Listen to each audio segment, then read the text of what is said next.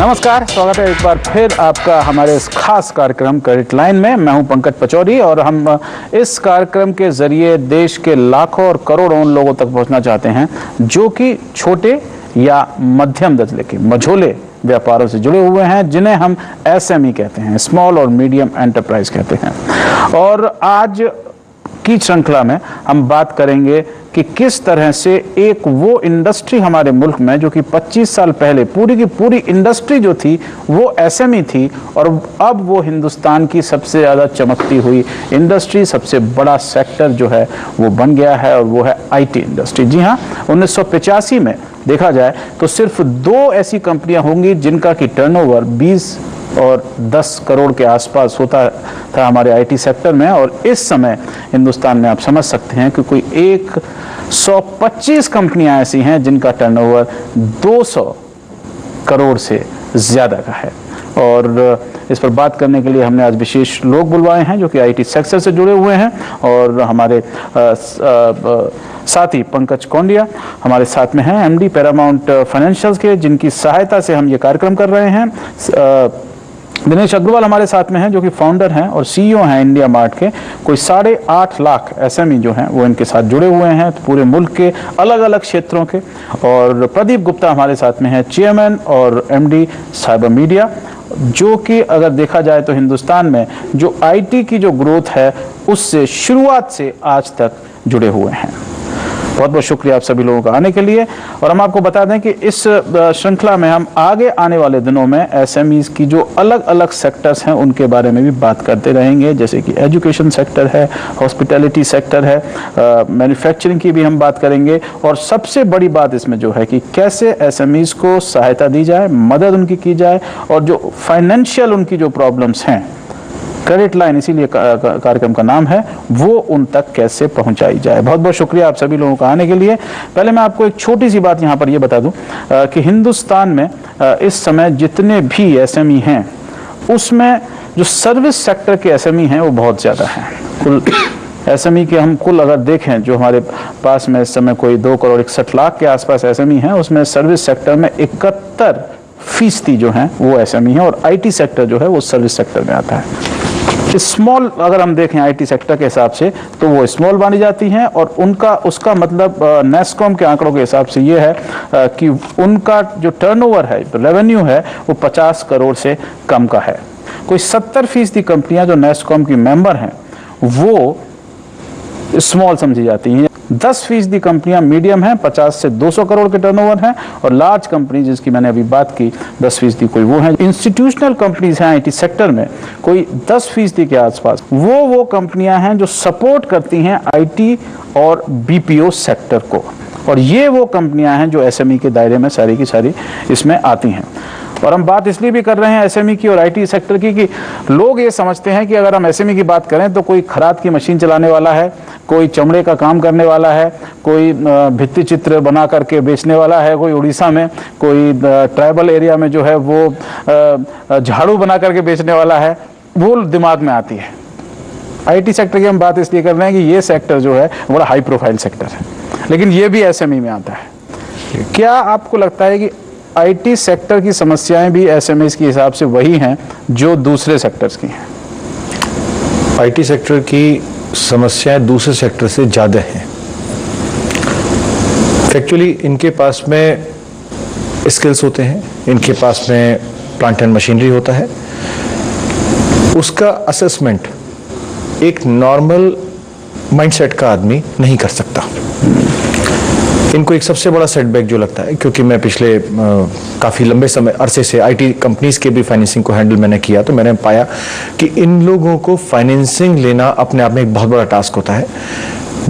Financial institutions और जो भी हमारे यहाँ पीएसयू बैंक्स हैं, वो आईटी कंपनीज को प्रिलिमिनरी असेस नहीं कर पाते हैं। बिल्कुल, और इसीलिए जब नारायण मूर्ति साहब पहली बार अपना एक्सपोर्ट का देने के लिए गए थे तो उन्होंने पूछा कि आप क्या एक्सपोर्ट करते हैं, तो वो जो हार्ड डिस्क उस जमाने में आया करती थी, फ्लॉपी डिस्क, वो लेकर के एक्सपोर्ट डिपार्टमेंट गए थे दिखाने के लिए भाई मैं ये एक्सपोर्ट करता हूँ।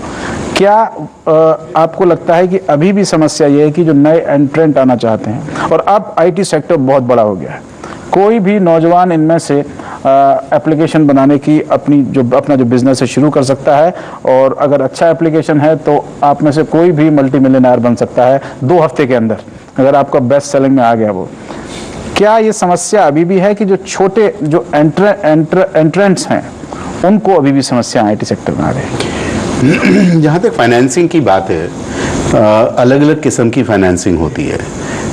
जहाँ तक डेट फाइनेंसिंग है उसमें बहुत ज़्यादा समस्या है, क्योंकि अभी भी बैंक्स को किस तरह से वैल्यू करें, किस तरह से वर्किंग कैपिटल पे दें, किस तरह से जो एक सबसे बड़ा एसेट जो एक आईटी कंपनी का होता है वो होती है ब्रेन पावर। जो आदमी, जो आपके पास एक ह्यूमन रिसोर्सेज हैं, उसको किस तरह से वैल्यू किया जाए, वो एक बहुत बड़ी समस्या है। लेकिन और तरीके हैं, आप एंजल इन्वेस्टमेंट ले सकते हैं, आप वेंचर कैपिटलिस्ट के पास जा सकते हैं, और ये जो इन्वेस्टर्स हैं ये समझते हैं इंफॉर्मेशन टेक्नोलॉजी इंडस्ट्री को, सर्विस सेक्टर को, और उनकी क्या रिक्वायरमेंट्स हैं। लेकिन जो एक ट्रेडिशनल मीन्स ऑफ फाइनेंसिंग है वो इस सेक्टर के लिए उपलब्ध नहीं है। ट्रेडिशनल जो है वो बहुत कम है, और इसीलिए जो टाई की समिट्स होती हैं जिसमें आप जाते हैं वहाँ पर नौजवान लोग सिर्फ यही घूमते रहते हैं कि कोई उनको वेंचर कैपिटलिस्ट मिल जाए, एंजल इन्वेस्टर मिल जाए तो हमें पैसे लगाने, क्योंकि वो बैंक के पास जो है ट्रेडिशनली नहीं जा सकते हैं। ये बड़ी समस्या है। क्या आपको लगता है कि इस समस्या से अब तक हमें अवगत हो जाना चाहिए और इसके ऊपर हमको कोई ना कोई, जिसे कहते हैं ना, एक फिक्स, एक हैंडल चाहिए कि बैंक्स जो हैं या फाइनेंशियल इंस्टीट्यूशंस जो हैं उनको ये सोचना चाहिए, क्योंकि अब हमारे यहाँ पर आईटी हब बन गए हैं। कम से कम 5 ऐसे हमारे मेट्रोज हैं, 6 अब हो गए हैं अगर हम हैदराबाद और पुणे दोनों को मिला लें, कि जहाँ पर बहुत बड़ी संख्या में छोटे बिजनेसमैन हैं, या तो वो आईटी में हैं और या वो आईटी सेक्टर को सपोर्ट कर रहे हैं। तो ये बात बिल्कुल सही है कि डेट फाइनेंसिंग बिल्कुल भी अवेलेबल नहीं है किसी भी मैन पावर बेस्ड इंडस्ट्री को, जहाँ पर बहुत ज़्यादा कैपिटल इन्वेस्टमेंट नहीं है, जहाँ पे ज़्यादातर इन्वेस्टमेंट ह्यूमन कैपिटल में है, वहाँ पे बहुत दिक्कतें हैं। और इसी का विपरीत रूप देखने को मिलेगा कि angel investing, venture capital, private equity, इस टाइप की सारी इन्वेस्टिंग, उनको सर्विसेज सेक्टर ज़्यादा समझ में आता है, वो अमेरिकन माइंडसेट से आए हुए लोग हैं। तो मैन्युफैक्चरिंग में प्राइवेट इक्विटी और वेंचर कैपिटल का बहुत ही कम योगदान है। एग्रीकल्चर में तो और भी कम, एग्रीकल्चर में तो बहुत ही कम है। इसकी वजह से जो छोटा आईटी एंटरप्रेन्योर है उसकी बहुत बड़ी समस्या है। नहीं, उसकी एक बहुत समस्या वहाँ पे जाके उसकी बड़ी हो जाती है कि जब वो कुछ बड़ा प्रोजेक्ट करना चाहता है, कुछ बड़ा बनाना चाहता है, तो उसको मैन पावर हायर करनी है, अपने साथ में उसको सिस्टम्स, इक्विपमेंट्स चाहिए। तो कंप्यूटर जो उसको चाहिए वो कंप्यूटर फाइनेंस के तहत मिल जाएंगे, मगर सर्वर जो है वो उसको फाइनेंस नहीं करने को तैयार है बैंक। वो बोलता है सर्वर को कंप्यूटर फाइनेंस हम करेंगे, और कंप्यूटर फाइनेंस का हमारा एक रेट है, हम 25,000 या 30,000 रुपये का आपको दे देंगे, 1 लाख रुपए का हम नहीं मानते उसे। इसके अलावा एक मैंने मतलब देखा था कि कंपनी को अपने लिए सॉफ्टवेयर खरीदना था। सॉफ्टवेयर खरीदने के लिए उन्होंने एक बाहर से कुछ इंपोर्ट करके सॉफ्टवेयर मंगा रहे थे बाहर से। 4 करोड़ रुपए का सॉफ्टवेयर था एक सीडी में। सही बात। और बैंक उसको फाइनेंस करने के लिए तैयार नहीं था। मैन्युफैक्चरिंग कंपनी थी, उसको अपने यहाँ प्रोसेस इक्विपमेंट में लगाने के लिए वो सॉफ्टवेयर चाहिए था। तो जब ऐसी समस्या आई तो उन्होंने कहा हम तो इसको, हमें क्या पता है ये 4 करोड़ की सीडी है, 400 रुपए की सीडी है, 40 रुपए में मिल जाएगी, आप चले जाइए, बहुत अच्छी कंपनी की। तो उसके बाद में उस सीडी को टीसीएस भिजवाया गया, वहां जाकर के उसकी वेटिंग हुई, वहां से वेटिंग रिपोर्ट आई, वैल्यूएशन हुआ, उसका वैल्यूएशन कराया गया। तब जाकर के बैंक ने उसको अप्राइज किया, तब उस रनिंग इंडस्ट्री जो कि ऑलरेडी फाइनेंस थी मैन्युफैक्चरिंग में, तब उसको पैसा दिया। तो ये एक बहुत बड़ी समस्या है इसके लिए कि जो नए एंटरप्रेन्योर्स इसमें आना चाहते हैं उनके लिए एवेन्यूज हैं, उनके लिए बहुत कुछ करने के लिए, और they are having the zeal, वो कुछ भी कर सकते हैं, मगर उनको सपोर्ट सिस्टम नहीं है हमारे यहाँ। इसके लिए जो इंडस्ट्री अब बॉडी है नेस्कॉम, मेरे ख्याल में हिंदुस्तान में अगर देखा जाए तो सबसे अच्छी इंडस्ट्री बॉडी जो है वो नेस्कॉम है। जिस तरह से उसने सपोर्ट किया है इंडस्ट्री को, जिस तरह से उसने नए टैलेंट को जो है वो बढ़ाया है आगे, वो बहुत अच्छी है। क्या नेस्कॉम को और ज़्यादा, मैं देख रहा था नेस्कॉम में पिछले अगर 1 साल उठा के देखें तो कई सारे एसएमई सेक्टर के लिए सेमिनार्स हुए हैं, ओपन फोरम्स हुए हैं, वर्कशॉप्स हुए हैं। ये जो सेंसिटाइजेशन है एसएमई के लिए कि आपके पास में कोई चला जाए, आप उसको सर्टिफिकेशन जो है कम से कम वो दे सकते हैं कि ये आदमी जो है ये हमारी इंडस्ट्री से जुड़ा हुआ है और इसका ये है, क्या वो हो सकता है इंडस्ट्री के लेवल? इंडस्ट्री ने काफ़ी कुछ सेंसिटाइज किया है इस बैंकिंग सेक्टर को, और बैंक्स की अलग अलग स्कीमें भी हैं जो कि इस तरह से करती कि किस तरह से फाइनेंसिंग हो सकती है आईटी कंपनीज की। मामला कहाँ जाकर अटकता है कि अल्टीमेटली एक डिसीजन जो है वो वहाँ पे जो लोकल ब्रांच के अंदर जो आदमी बैठा हुआ है उसने लेना है। और अगर उसको कंफर्ट नहीं होता कि भाई इस बैंक की ये जो मैं लोन दे रहा हूँ उसकी क्या सिक्योरिटी है, क्या मतलब पैसा वापस आ सकता है, नहीं आ सकता, और कल को जो है मुझे ही इस चीज को आंसर करना पड़ेगा कि डूब जाएगा। हाँ, ये बिल्कुल पब्लिक सेक्टर बैंक की सबसे बड़ी तो इसलिए प्रॉब्लम। वो जरा रिस्क टेकिंग एबिलिटी जरा कम हो जाती है, ये प्रॉब्लम। दिनेश, आपके यहाँ पर जो लोग हैं जो आपके साथ में काम करते हैं, 35-40 हज़ार तो आपके मेंबर्स हैं और 8 लाख से ज़्यादा आपके टोटल बेस है, क्लाइंट बेस है। कितने लोग उसमें आईटी में होंगे, या आईटी से थोड़ा और बढ़ जाते हैं? सर्विसेज सेक्टर में, टेलीकॉम में होंगे? नहीं, सर्विसेज तो बहुत बड़ा इलाका है, उसमें तो होटल आ जाते हैं, रेस्टोरेंट आ जाते हैं, बहुत चीज़ें आ जाती हैं। सिर्फ अगर हम आईटी और टेलीकॉम बड़े सेक्टर हैं, 12% के आसपास हमारे देश का जीडीपी इन सेक्टर से आ रहा है।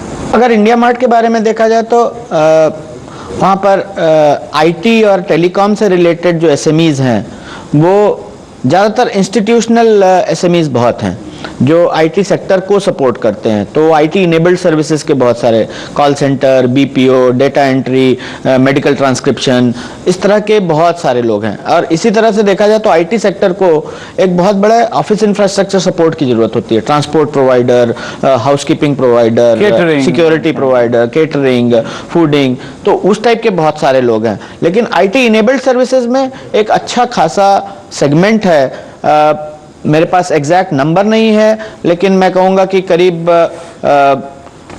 हायर सिंगल डिजिट परसेंटेज में 5 से 10% के बीच में आईटी इनेबल्ड सेक्टर्स की प्रेजेंस है एसएमईज में।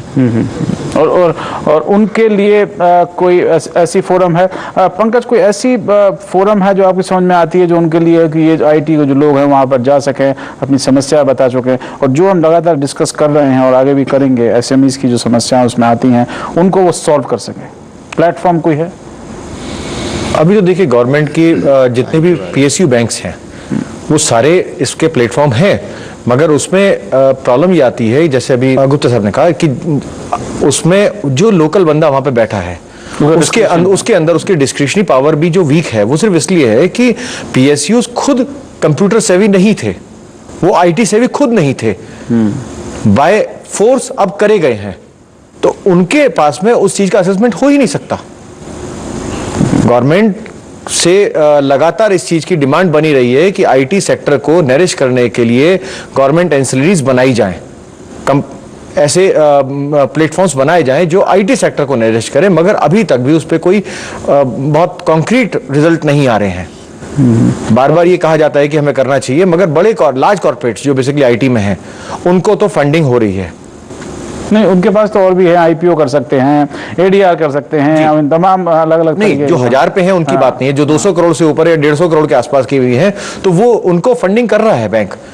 मगर जो नए या मीडियम लेवल के लोग हैं जो 50 करोड़ लेस देन जिनको हम गिनते हैं, उनको फंडिंग बैंक आज भी नहीं दे रहा है। उनको आज भी ये प्रॉब्लम आ रही है कि मतलब या तो वो हायर रेट पे या शेयरिंग बेसिस पे प्राइवेट इक्विटी में जाते हैं या हायर रेट ऑफ इंटरेस्ट पे कहीं से पैसा उठाते हैं, मगर जो उनको एक रूटीन, देखिए साहब ये भी एक इंडिया की इंडस्ट्री है और जो इतनी बड़ी जीडीपी दे रही है, सारे आईटी में जाना चाहते हैं, ऐसे सेक्टर को अभी तक भी गवर्नमेंट आज तक नरिश नहीं कर रही है। तो इसमें एक बात मैं बहुत जरूरी कहना चाहूँगा, मैं किसी भी सेक्टर को दो पार्ट में डिवाइड करना चाहता हूँ, चाहे वो आईटी हो चाहे वो मैन्युफैक्चरिंग हो। एक मैन्युफैक्चरिंग है तो साथ में उससे कहीं बड़ा ट्रेडिंग सेक्टर होता है। वैसे ही आईटी में जो आईटी की बड़ी कंपनियां हैं, जो एंटरप्रेन्योर्स हैं, जो कि कोई प्रोडक्ट बनाना चाहती हैं और उनको शायद वेंचर कैपिटल या प्राइवेट इक्विटी या एंजल फंडिंग मिल जाती है। सबसे ज़्यादा जो परेशान आत्मा है वो है आईटी सेक्टर की ट्रेडिंग करने वाला आदमी। आईटी सेक्टर का जो ट्रेडर है उसके पास ना तो स्टॉक इन ट्रेड है और ना ही उसके पास ये बिजनेस प्लान है कि कल मैं इसको 100 करोड़ का बनाऊंगा। उसके पास, और ये ट्रेडिंग का फैसिलिटी अगर आप देखें तो जो प्रोडक्ट सेक्टर है, कोई भी प्रोडक्ट सेक्टर है, उसमें स्टॉक इन ट्रेड के बेसिस पे बैंक बहुत आराम से क्रेडिट लाइन या ओडी लिमिट दे देती है।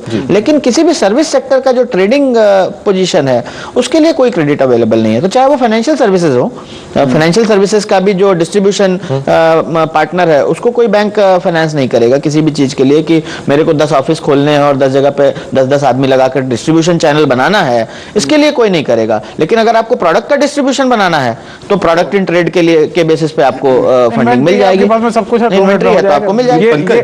नहीं, एक मिनट में इसके आगे की बात जो कर रहे हैं ये बहुत जरूरी है। ये अभी तक तो हम ये बात कर रहे थे कि जो आईटी सेक्टर का एंटरप्रेन्योर है उसके लिए, स्मॉल और मीडियम के लिए कोई हमारे पास में क्रेडिट लाइन नहीं है, कोई सुविधा ऐसी नहीं है। दूसरी बात यह है कि क्या ये सेक्टर्स जो एसएमईज हैं वो एक बहुत बड़े कंज्यूमर हैं आईटी सेक्टर के, और क्या उसके लिए सुविधाएं जो हैं वो उपलब्ध है कि आप अगर एक छोटे से प्रोड्यूसर हैं, चाहे आप वो फर्नीचर का काम कर रहे हो, चाहे आप खिलौने बना रहे हो, चाहे आप छोटी से छोटी आप खराद की आपकी मशीन हो, उसकी जो कनेक्टिविटी दुनिया से है, जो कि हमने देखा कि प्राइम मिनिस्टर की जो टास्क फोर्स है उसमें बाकायदा कहा है global connect of SME is a must, वो बहुत जरूरी है। उस पर कैसे काम हो रहा है ये हम बात करेंगे। आप देख रहे हैं क्रेडिट लाइन।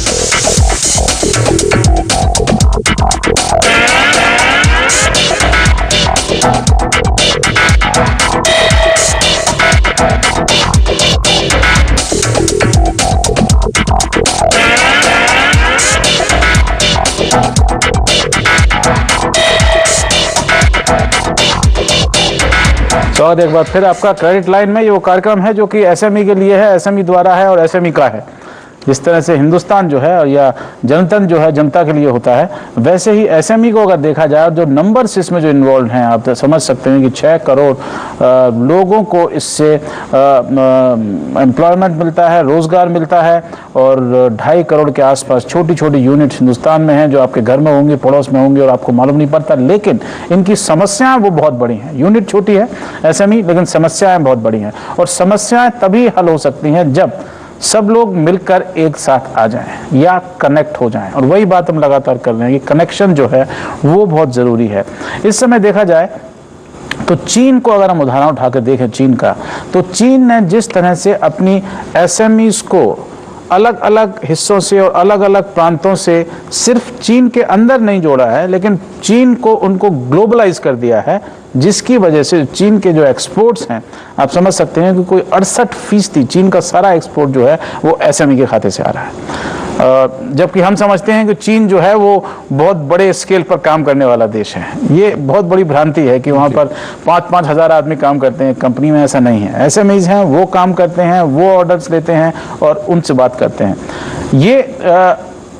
ये एक बहुत बड़ी ज़रूरत है कि उसकी वजह से एसएमईज का जो दम है वो और बढ़ेगा, उनको क्रेडिट ढंग से मिलेगा, उनके जो मार्केट होगी वो उसको उनके पास में होगा, और साथ ही उनकी जो एक बार्गेनिंग पावर होती है गवर्नमेंट से वो भी ज़्यादा हो जाएगी। ये एक बहुत बड़ी बात है। यहाँ पर मैं ये करना चाहूँगा कि Alibaba.com, मैं उसका उदाहरण हमेशा देता हूँ कि आप एक वेबसाइट पे चले जाइए, आपके चीन के लाखों एसएमईज आपके सामने होंगे, हर क्षेत्र के, हर प्रदेश के, और हर एक उनका जो प्रोडक्ट है वो उसमें आपको मिल जाएगा। आपने Alibaba.com की मतलब तर्ज पर तो नहीं, लेकिन आपको अलग से चल रहा था, लेकिन वो एक बन गया है सिस्टम। क्या आपको लगता है कि इनके एग्रीगेट होने से एसएमईज को मजबूती मिलती है? बिल्कुल, यही आइडिया है और इसी को लेकर के चले हैं, और आज तक उसका फ़ायदा एसएमईज को भी मिला है और इंडिया मार्ट को भी मिला है। आज 8.5 लाख एसएमई जब अवेलेबल है, क्योंकि एसएमईज के बारे में एक खास बात यह है, एक एसएमई को दूसरे एसएमई के बारे में नहीं पता। तो अगर आप मान लीजिए कोई भी सामान मैन्युफैक्चर करते हैं तो उसकी मशीन कहाँ से मिलेगी, उसका रॉ मटेरियल कहाँ से मिलेगा, या उसके फिनिश गुड का डिस्ट्रीब्यूटर कौन सा सबसे सूटेबल होगा, उसके बारे में इंफॉर्मेशन पता करना, कोई इंफॉर्मेशन अवेलेबल नहीं है इंडिया में।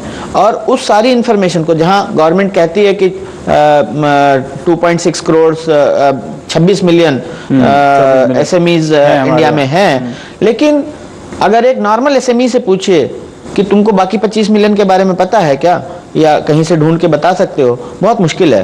गवर्नमेंट ने वो सारा डेटा जिस तरह से रखा हुआ है, जैसे भी है, वो अवेलेबल नहीं है, सर्चेबल नहीं है, ठीक से कोलेट नहीं किया गया है। तो अब हम लोग उसमें से करीब 8.5 लाख एसएमईज का डेटा गली गली जा करके डिस्ट्रीब्यूशन चैनल बना करके इकट्ठा किया है। और उसकी वजह से क्या हो रहा है कि बायर को कभी भी, चाहे वो एसएमई बायर हो, चाहे वो कंज्यूमर बायर हो, चाहे वो कॉर्पोरेट बायर हो, उसको कोई भी सामान चाहिए इंडिया में, अगर वो मैन्युफैक्चर होता है या इंडिया में ट्रेड होता है, तो वो indiamart.com पे मिल जाएगा। उससे एसएमईज को मार्केटिंग में बहुत ताकत मिली है। जैसे कि कनेक्शन उसका सिर्फ उससे भी जरूरत है, कनेक्शन आपने बोला कि मार्केट से जरूरत है, ये उसका कनेक्शन फाइनेंशियल से भी होना चाहिए।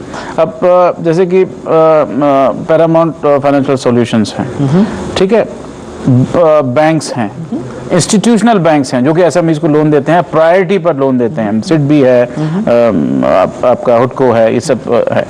क्या उसके हम, ये भी आपके सामने बड़ी प्रॉब्लम है कि आपको मालूम ही नहीं है कि जाना कहाँ है। मछलियां छोटी छोटी बहुत हैं और नेट जो है आपको कहाँ फेंकना है आपको ये नहीं मालूम।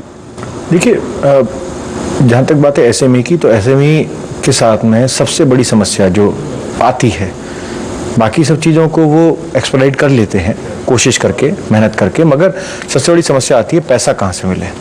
और पैसा लेने के लिए they need some professional services.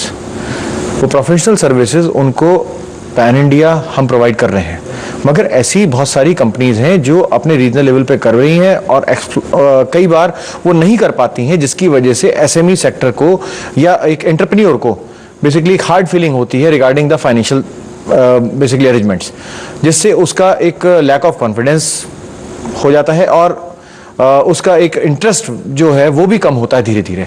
तो अगर हम एक एडुकेट फाइनेंस उनको टाइमली अरेंज करा देते हैं, तो उससे एंटरप्रेन्योर की, एसएमई सेगमेंट की और कंट्री की ग्रोथ पे बहुत फर्क पड़ता है। बिल्कुल, हमने देखा आकर बाकर, जब तक हिंदुस्तान जो है 8% हमारा जो एसएमई का टोटल जीडीपी में कंट्रीब्यूशन है उसको हम बढ़ाएंगे नहीं दूसरे मुल्कों की तरह, और कम से कम 20% तक नहीं पहुंचाएंगे अगले 10 साल में, तो दो बड़ी समस्या हमारे सामने होंगी। हमारा एक तो रेट ऑफ ग्रोथ जो है वो यही बना रहेगा 7-8, और दूसरा एम्प्लॉयमेंट जो कि सबसे बड़ी प्रॉब्लम है। कई बार आपसे पहले भी हम इस पर बात कर चुके हैं, ये जो रोजगार लाइवलीहुड्स हैं वो हमारे उसमें जो है वो नहीं बन पाएंगे। यहाँ पर मजे की बात है कि आईटी सेक्टर इसमें भी हेल्प कर सकता है कि आपके पास में ऐसे सॉफ्टवेयर सॉल्यूशंस हों जो कि एक छोटे एंटरप्रेन्योर को हेल्प कर सके।